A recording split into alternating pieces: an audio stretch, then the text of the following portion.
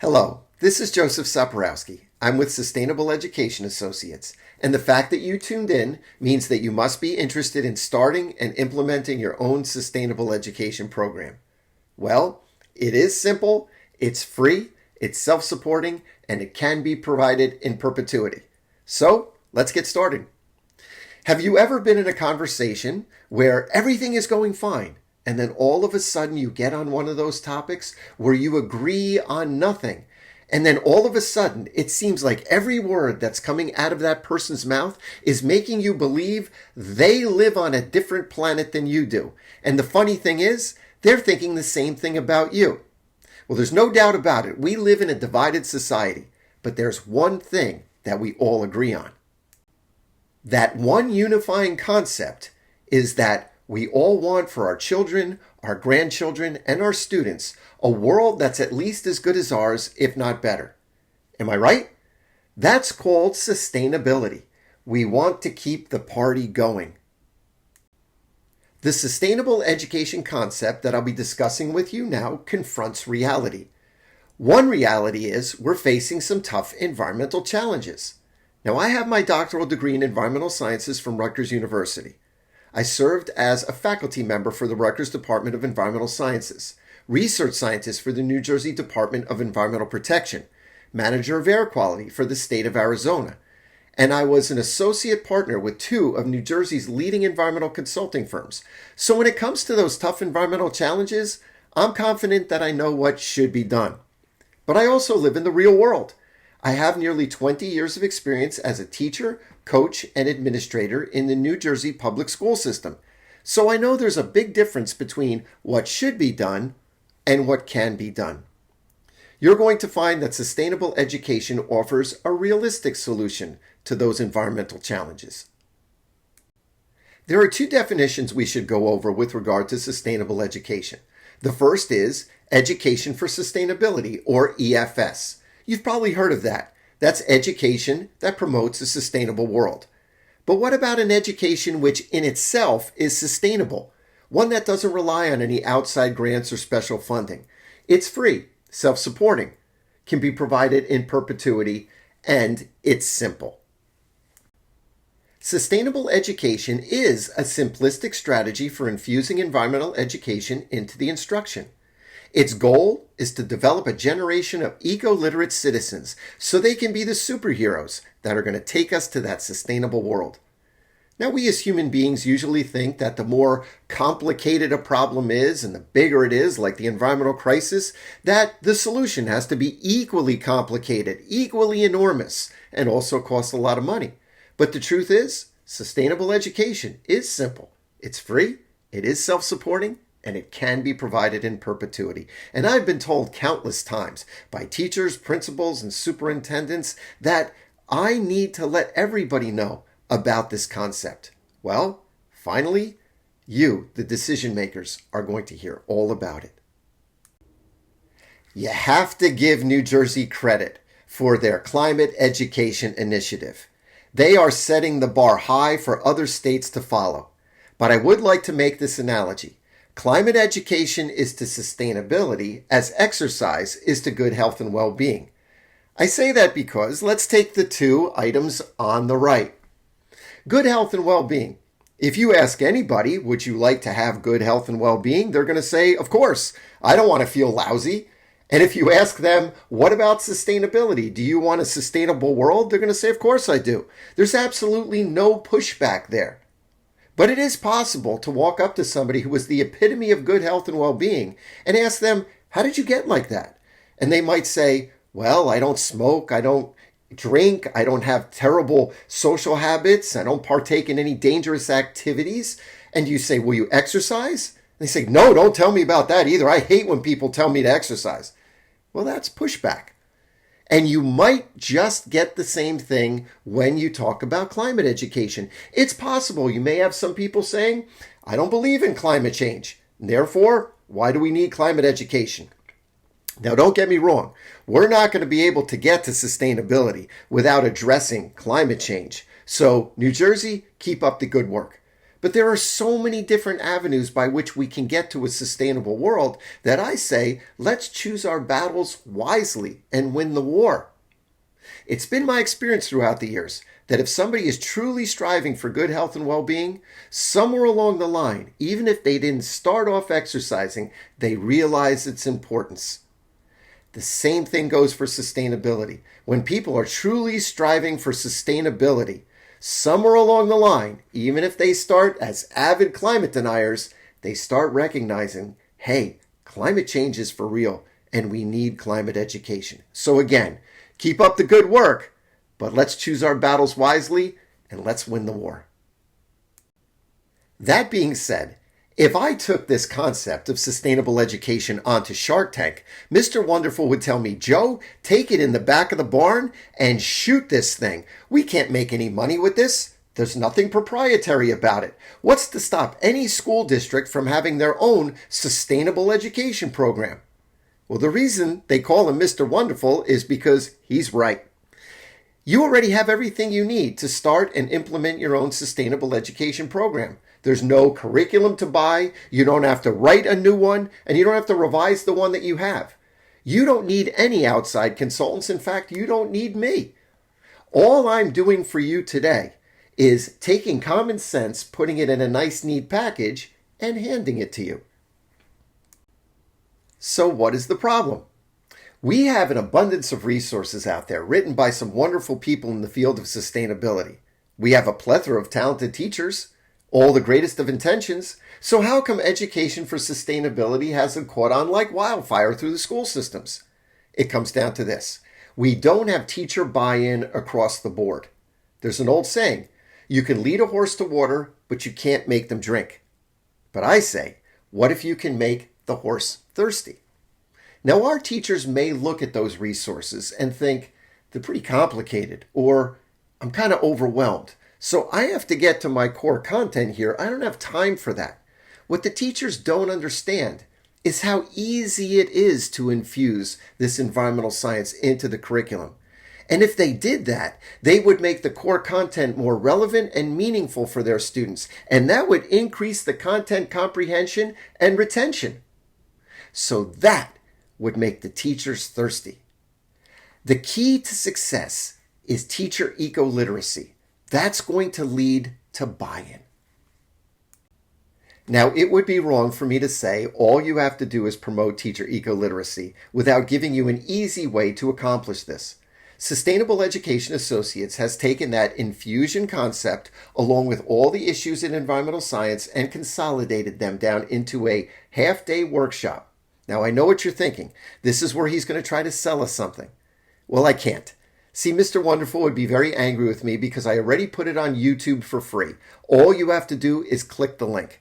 I suggest that you take all of your faculty and organize them into cohorts, first grade, third grade, language arts department, social studies department, and have somebody facilitate a half-day workshop. There's even a test associated with the class so that your teachers can assess how well they're doing.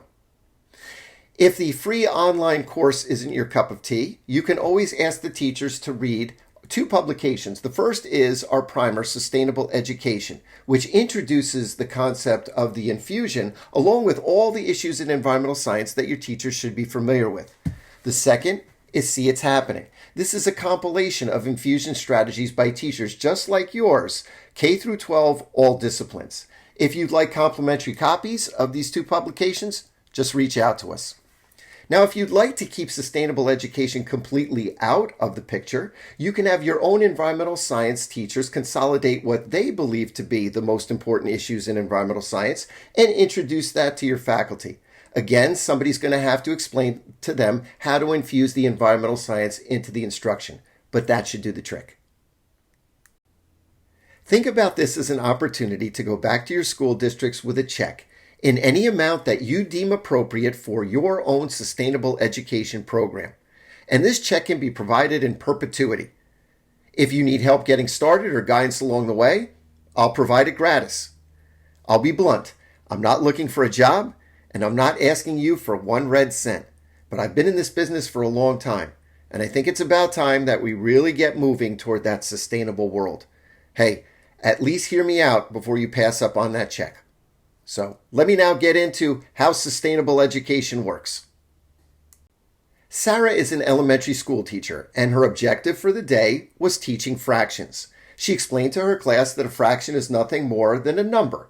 It is a numerator, A, divided by the denominator, B. In the numerator, we put the part that we're looking for, and in the denominator, we put the total set. In her example, there are 4 boys in a class of 10 students. That's 4 divided by 10, or 4/10. Well, that's a fraction. Nothing new there. But then Sarah put this picture up on the board and asked her students, what do you see? Before I tell you what the students saw, let me tell you what Sarah saw. Sarah saw an opportunity to make learning fractions relevant and meaningful for her students by infusing environmental science into the instruction. So she asked, what do you see? I see dirty water. That's really good. What do you mean dirty water? It's polluted. She said, I like that word. What do you mean by polluted? There's something in there that's not supposed to be there. And she said, you're right. And did you know that scientists can tell each other exactly how polluted water is using fractions? The same fractions that you're learning about in class today. For example, let's take these 2 glasses. The one on the right has 100 parts of pollution, in this particular case lead, per 1 million parts of water, or 100 ppm lead. The glass on the left only has 5 parts of lead per million parts of water, or 5 ppm lead. So Sarah asked the class, which of these glasses would you not drink from? And almost all the students said, the one on the right. So she said, okay, so we'll drink from the one on the left, right? And one student raised her hand and said, but I don't know if 5 parts of lead per million parts of water is good. Is it? Well, that's up to Sarah whether she now wants to get into probability and statistics with her 3rd grade math class. Again, higher order thinking, but that's totally up to Sarah. Okay, so here's my point. How tough was that? Once a teacher becomes eco-literate, infusing sustainability into the instruction takes nothing more than an idea, and relevance improves content retention and comprehension. The depth and time devoted to any infusion topic is totally up to the teacher's discretion. We never want the infusion to interfere with reaching the curricular goal. We want to enhance it. Now, this works for any teacher, any discipline, any grade level. Getting started is as easy as 1, 2, 3. 1, promote teacher eco-literacy. We already talked about how easy that is, and it's free. 2, provide access to primary source information. Now, you're already doing that, but make sure that your teachers understand what a primary source is. TikTok and Facebook are not primary sources. And number 3, very important, encourage and embrace creativity. When I started out, we used to write up on the board, students will be able to, and that was our curricular goal for the day.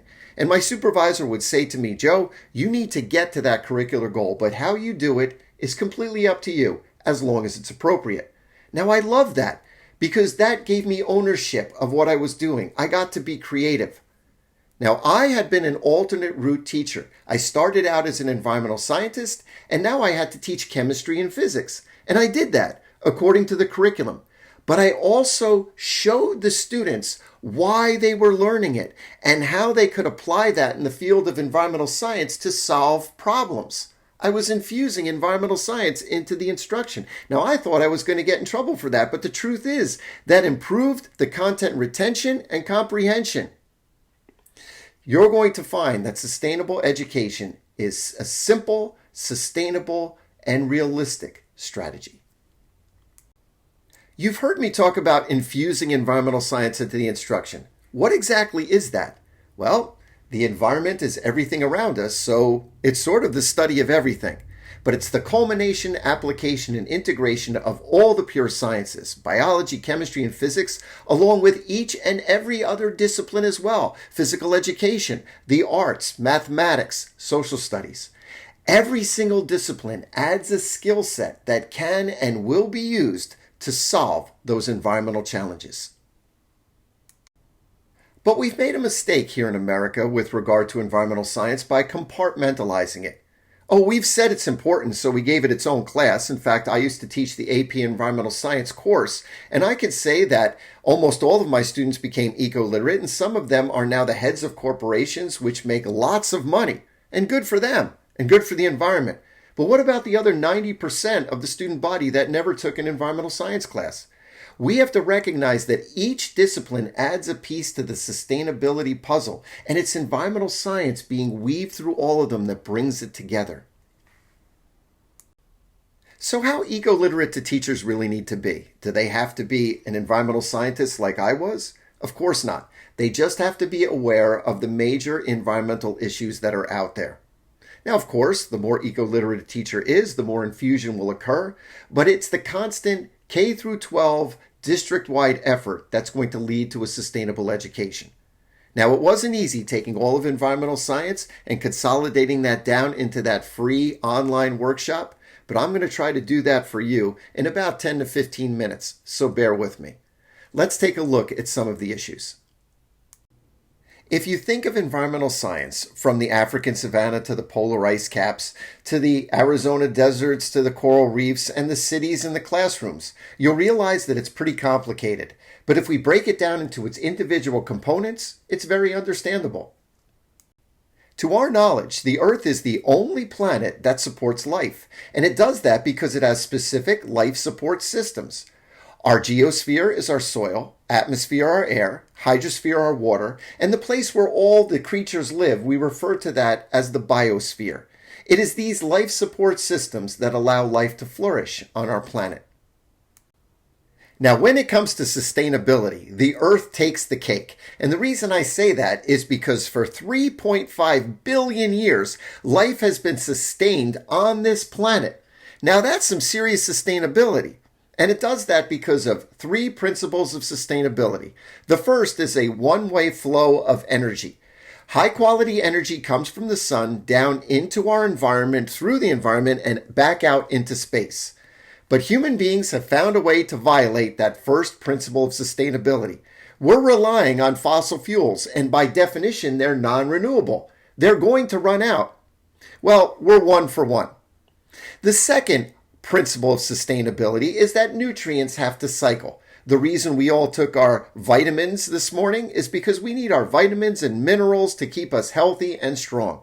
Well, so do all the other living creatures in this world. But human beings have found a way to violate the second principle of sustainability. Just look at the buildings that we live in and extrapolate that to the entire world. There's a lot of vitamins, minerals, compounds, and elements that are stored in those structures, and they are no longer cycling. So we're 2 for 2. The third principle of sustainability is gravity. Gravity allows nutrients to cycle and energy to flow, and it also keeps our hydrosphere and atmosphere from floating away into space. Without gravity, we couldn't have life. The good news is, human beings have not found a way to violate the third principle of sustainability yet, so we're only 2 for 3. If you're lucky enough to have this opportunity, I would suggest that you give your parents a call and say, "Mom, Dad, thank you so much for all the support that you've given me in my life." And the reason I say that is because they probably deserve that phone call.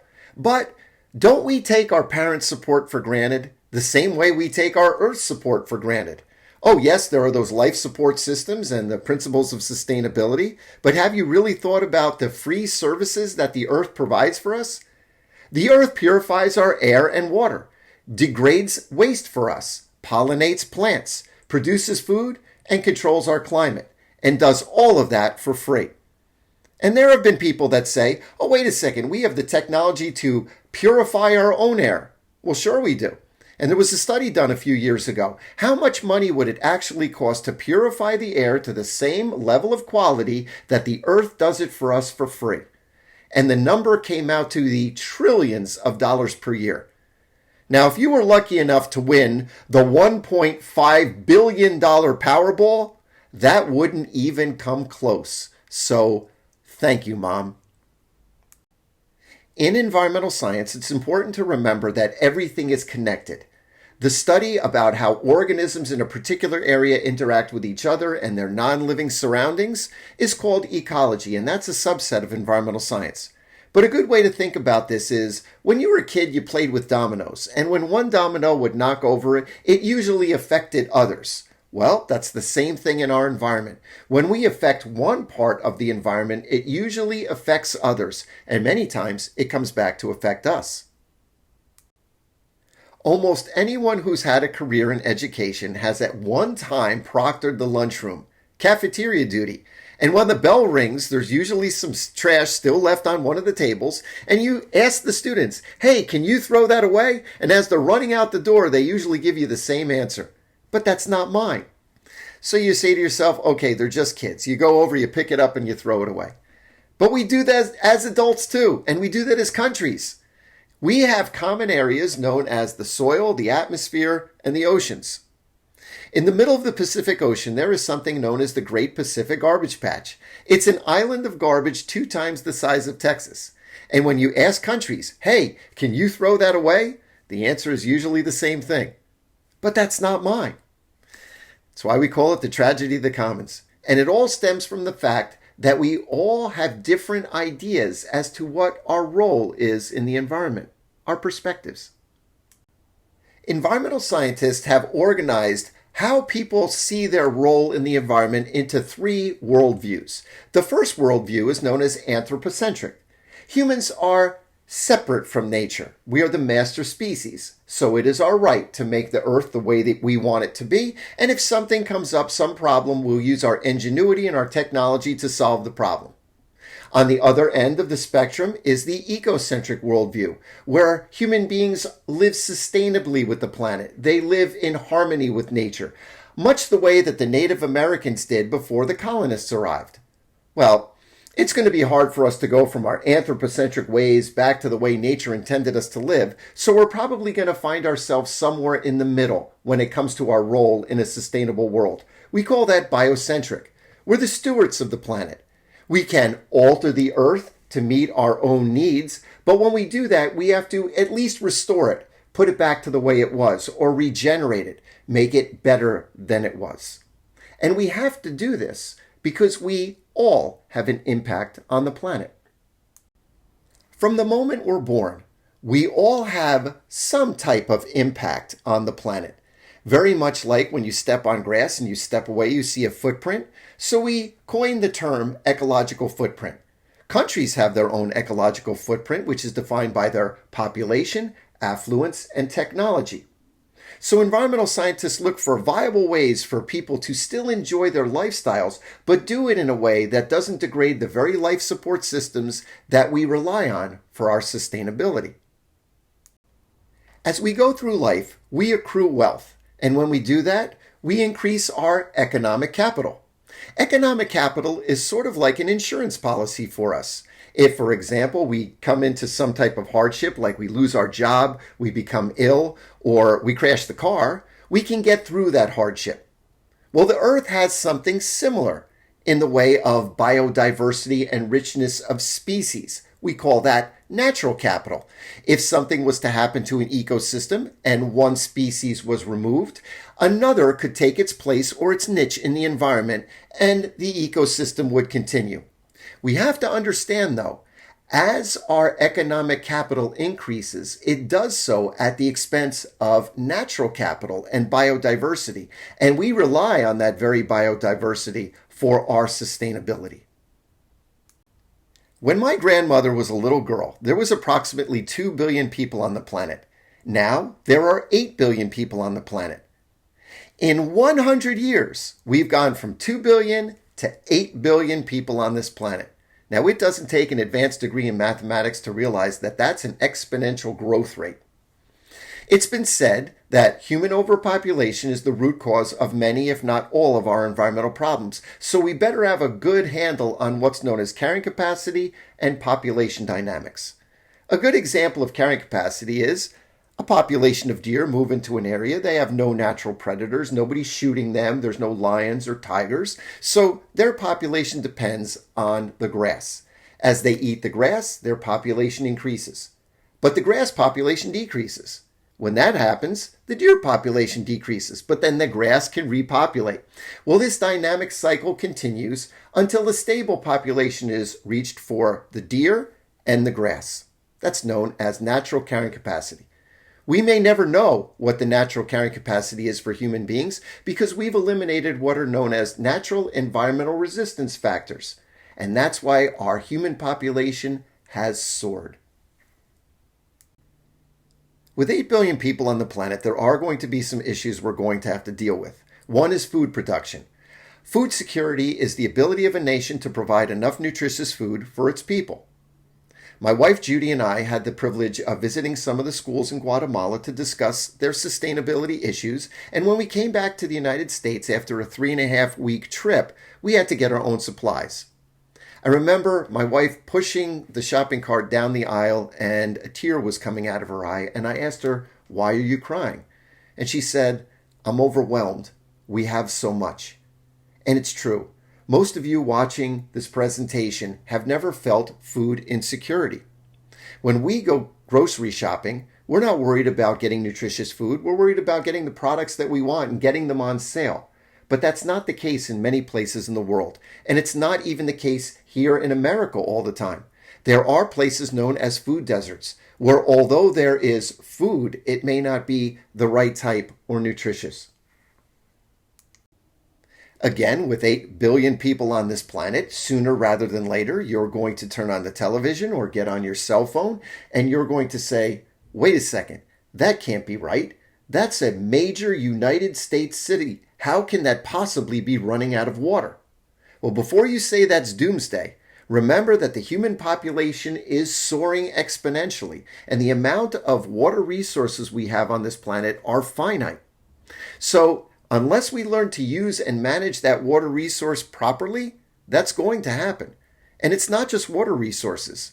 We have our soil, our air, and our energy to worry about. We have to learn about the availability, the quality, how to use them, and how to manage them properly. When it comes to our energy resources, we as a society have decided to rely on fossil fuels. Now, fossil fuels have done harm to our environment, but let's just concentrate on the fact that by definition, they are non-renewable, so they don't follow the first principle of sustainability, which means we have no choice but to transition to renewable sources, such as solar, wind power, hydropower, geothermal, tidal power, and biofuels. And we must use our non-renewable sources effectively and efficiently during the transition period. Remember that first goldfish you had? You had the bowl, you put the gravel on the bottom, you fed the fish, and you'd watch it for hours. And then something weird happened. It pooped in its own water. And you turned to your mother in horror and said, "Mom, George just pooped in his own water." And your poor mother had to say to you, "Well, that's just the way it is." Well, if you look at our Earth from space, you'll realize that we're just like fish living in a fishbowl. And anything we put in that soil or in that air or in that water, well, we're swimming in it. And I have to tell you about that. Well, that's called pollution. Our calculus teachers run with the concept of pollution dispersion. If you ever saw a plume coming out of a smokestack, that's dispersion, and that's all calculus. And when you flush the toilet and wastewater treatment occurs, that's all algebra. So our algebra teachers love infusing that into their instruction. And trust me when I say the students love to find out what happens to poopy once you flush it down the toilet. Our art teachers, our social studies department, they all infuse solid waste and solid waste management into their instruction. So there's a lot of infusion opportunities when it comes to pollution sciences. Every bit of pollution, actually any activity that we partake in, poses a certain amount of risk. Quantifying that risk is called risk assessment. Once environmental scientists do that, there's usually a political discussion as to what is acceptable risk. And once that's determined, the people bring that back to the environmental scientists and say, "Now help us manage the risk." That's risk assessment and risk management. There's no doubt that human beings are altering the world. We have to realize that whenever we change an area, we're affecting the habitats and homes of the creatures that once lived there, adding to the extinction rate of species. Some people have said, wouldn't natural evolution keep pace with these changing environmental conditions? Well, that would make sense if this was taking place over tens of thousands of years. But human beings are changing the planet in only a couple hundreds of years. Natural evolution simply can't keep pace. 5 times in the history of our planet, there have been what are known as mass extinctions, periods of time in which almost all life became extinct. The last time this occurred was 65 million years ago, when a meteor hit the Earth and wiped out the dinosaurs. We are now experiencing the Earth's 6th mass extinction, and it is the first time that it's being caused by one species. Guess who? If you're my age or a little older, you probably remember something known as the hole in the ozone layer. In the 1970s, we were creating a substance known as chlorofluorocarbons, or CFCs. They were found in aerosol cans and refrigerants, and they were getting into our stratosphere, where we have an ozone layer that protects us from ultraviolet radiation. In fact, without the ozone layer, life couldn't exist on our planet. So national leaders got together and banned chlorofluorocarbons. And luckily, they did a good job because we're here today. Now, we have a similar problem. It's called climate change. And scientists know the solutions to climate change as well. But what's the difference? Back in the 1970s, all we had to do was substitute one substance for another that did the same thing.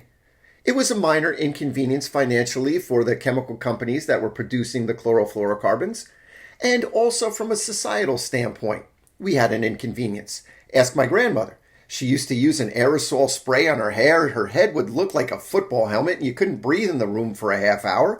But she was so upset when her spray came in a pump spray instead. You thought it was the end of the world, but I said, Nana, you're saving the world for your grandson.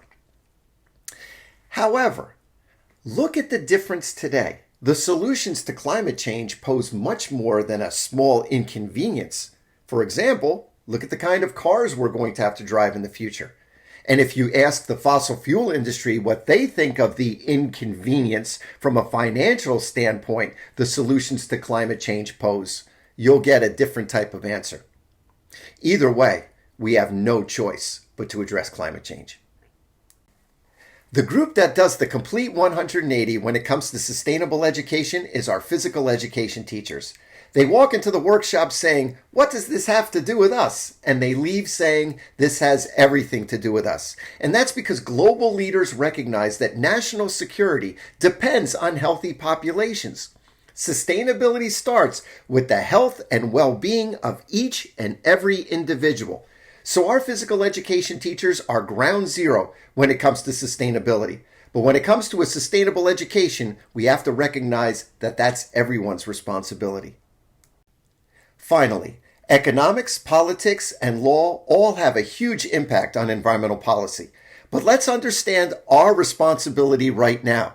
And that's to prepare the next generation to be eco-literate enough so that they can adjust these systems to reflect a more sustainability-conscious mindset and sustainability-conscious society. So there you have it. Those are the issues that your teachers should be familiar with. Now, how do they use this information?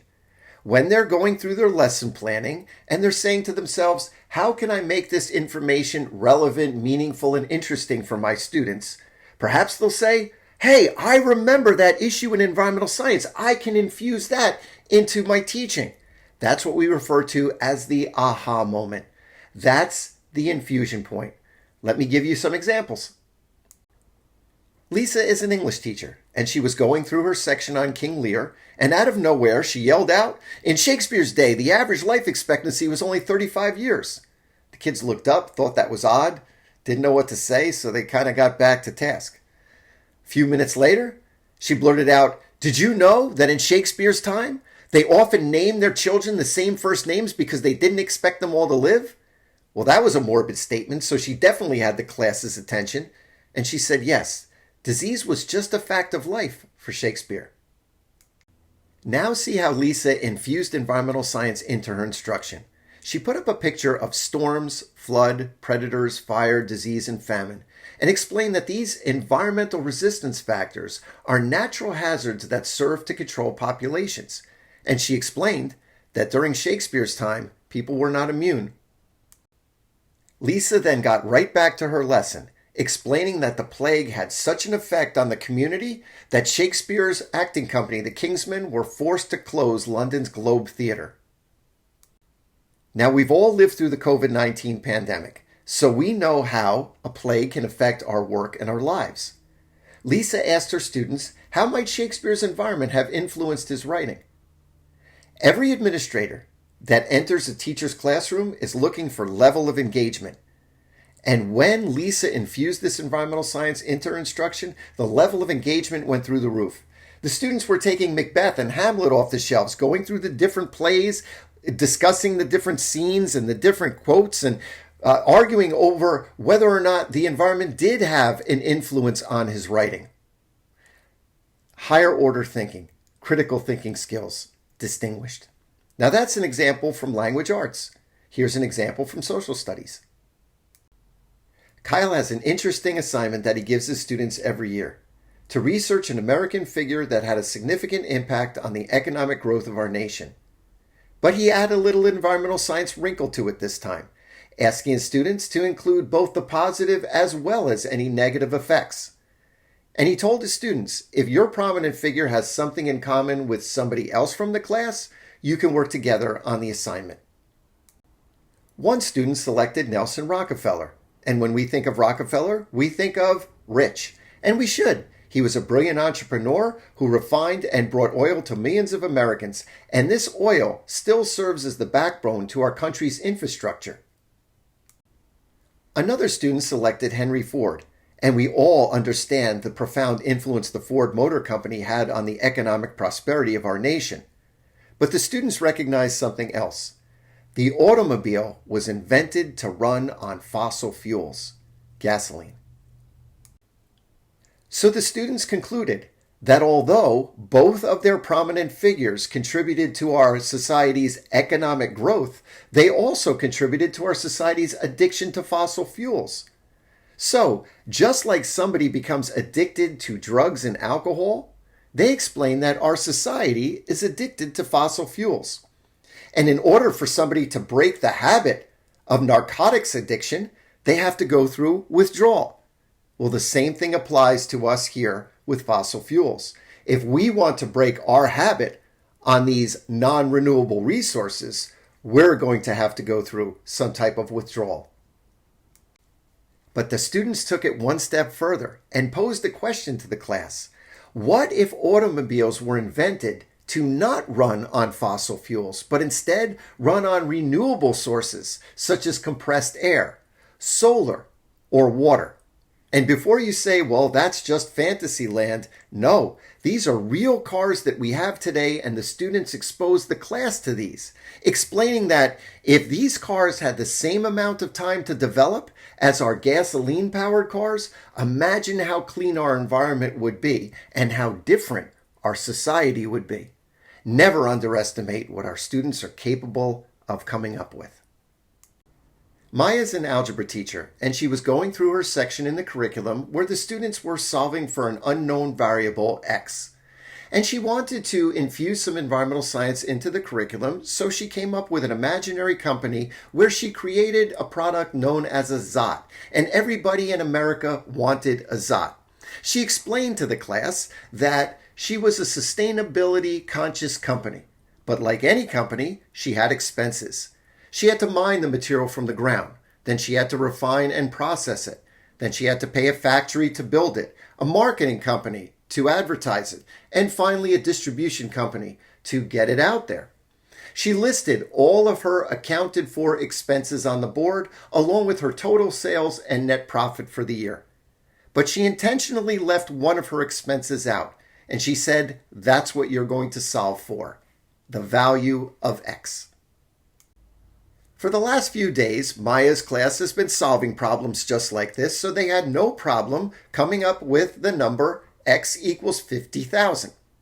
And Maya asked the class, what do you think these unaccounted expenses are for? It didn't take the class long to come to the conclusion that the unaccounted expenses must have been used to restore or fix the environment back to the way it was before Maya's company started. She was thrilled to hear that. She said, you remembered that I was a sustainability conscious company. And yes, when we mined the material from the ground, we had to restore the land back to the way it was before we started. And when we refined and processed the material, we created water pollution and air pollution that had to be mitigated. And when we built the product in the factory, we created waste that had to be managed. All of these were expenses, and sustainability comes with a cost. But she explained to her class that environmental restoration is not always required by law. What do you think about that? The students were amazed. Now, many of us grew up in a growth mentality society. So if somebody said to us, we can keep the $50,000, we don't have to give it back, we'd put it in our pockets. But our students don't have that mindset. We should keep that in mind. Paul is an art teacher who introduced his class to a company known as 4Ocean. They clean the world's oceans and coastlines and use some of the material that they collect to artistically create bracelets that they sell online to support their own program. He introduced his class to several other examples of sustainability-conscious entrepreneurs just like this one. He then went on to explain the solid waste problem that we have right here in America and what is known as integrated waste management. He explained to the class that one of the solutions could be, instead of sending the solid waste to a landfill for final disposal, perhaps you can recover or reclaim the material and make something out of it. He challenged the class to find a way that we can apply our artistic skills to promote sustainability. The students came up with a project they labeled Unburied Treasure. They put bins out in the schools and asked for specific types of wastes. And from those wastes, they created everything from Christmas ornaments and small toys to lawn decorations and wall hangings. They auctioned these materials off, and everything that didn't go to self-supporting the program, the profits went to a local charity. The last infusion example I'd like to introduce to you involves two different teachers, two disciplines, two different curricular goals, all met with one lesson. Pat is the girls' varsity basketball coach and part of the physical education department, and her curricular goal was to teach her students about the importance of understanding one's role in a team sport. And Ryan, the biology teacher, his goal was to teach species interaction and the importance of biodiversity. Pat started showing some game film to the students, asking them to pay particular attention to the blue team and the score. And she was explaining meticulously how well the blue team was playing on offense and defense, and all of a sudden a foul was called. And one player from the blue team fouled out of the game and a substitution was made. Almost immediately, the blue team looked like they couldn't play basketball anymore, as if they forgot how to play the sport. One young man raised his hand and said, "The girl who came in must be terrible." And Pat was quick to point out, no, she's actually a very good athlete. So Pat and Ryan put the students into groups and asked the students to come up with what they thought happened to the basketball team. Now I'm paraphrasing this, but the students definitely got it. They explained that a basketball team is very much like an ecosystem. On a basketball court, there are 5 players, each one having a specific role. You have your point guard, shooting guard, small forward, power forward, and your center. In an ecosystem, you have your species, which some are carnivores, herbivores, producers, and decomposers. Every once in a while, you lose a species, and if there's another that can fill its role or its niche, then the ecosystem continues. Same thing on a basketball court. If you lose, for example, your point guard, and there's another player that can fill that role, the basketball team should be able to be fine. But every once in a while in an ecosystem, a species is lost, and no other species can fill its role or its niche. We refer to that as a loss of a keystone species, and the entire ecosystem falls apart. The students concluded that that is what must have happened on the basketball court. The player that fouled out of the game, there was no other player that knew how to play her role. And the basketball team fell apart. Well, there you have it.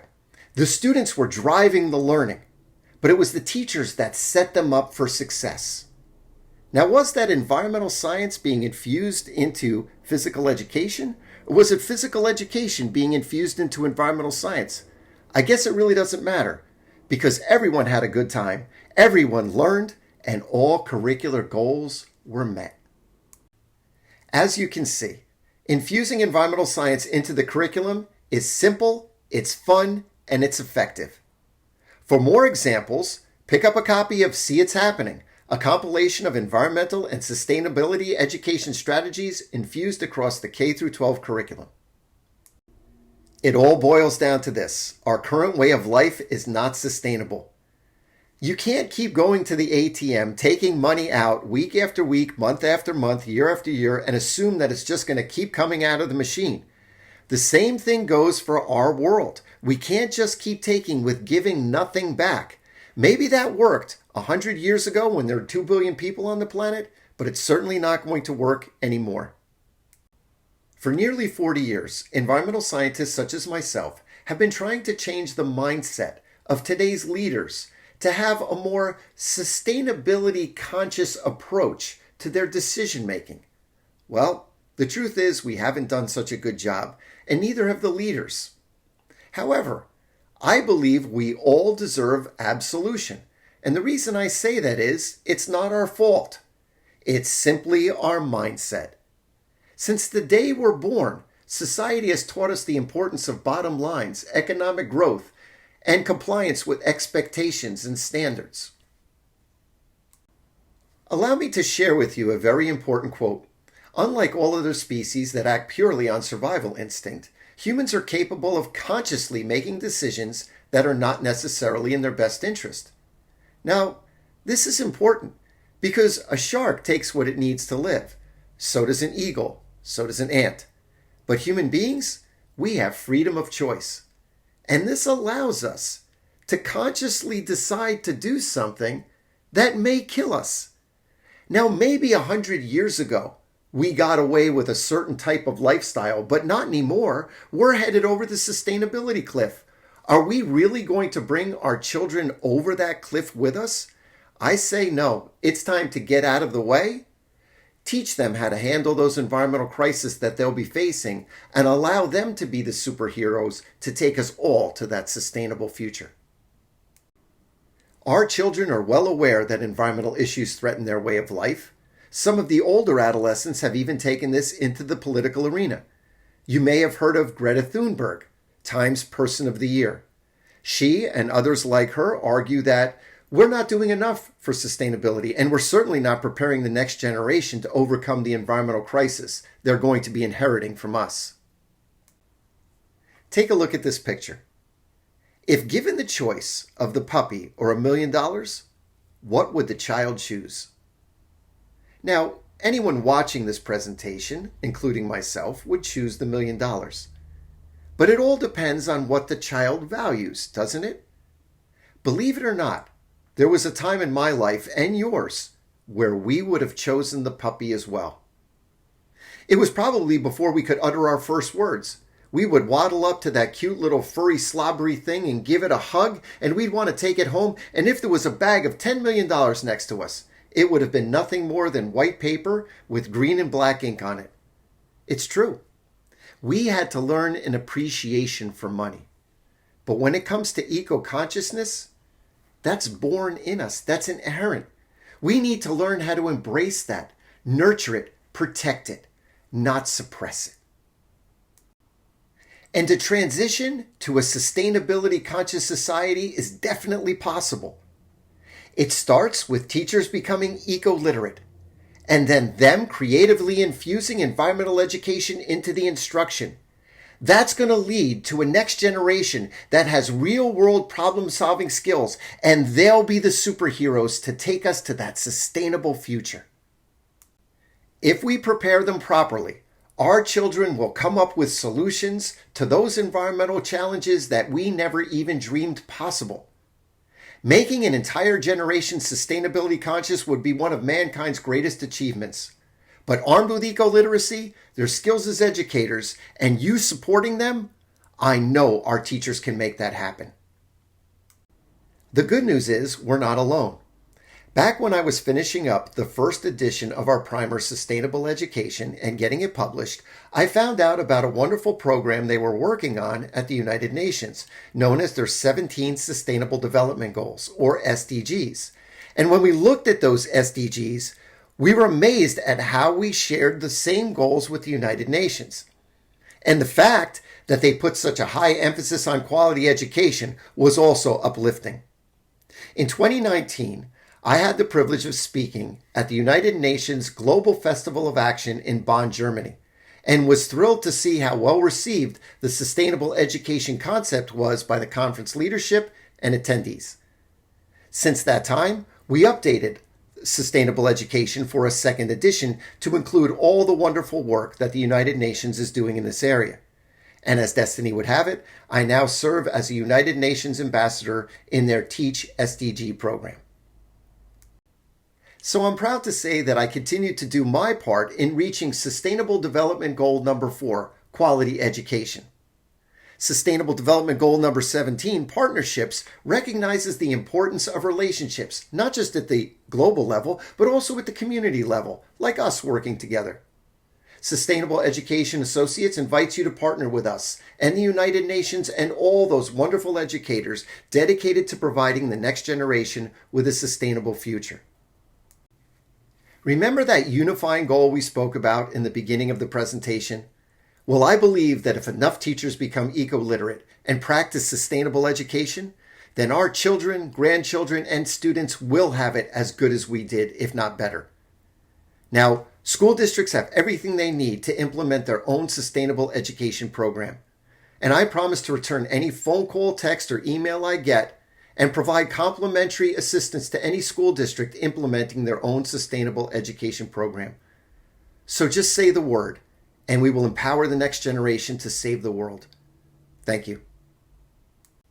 For complimentary copies of Sustainable Education and See It's Happening, and assistance with your sustainable education program, please contact us through our website, www.seeyourfuture.net. Thank you.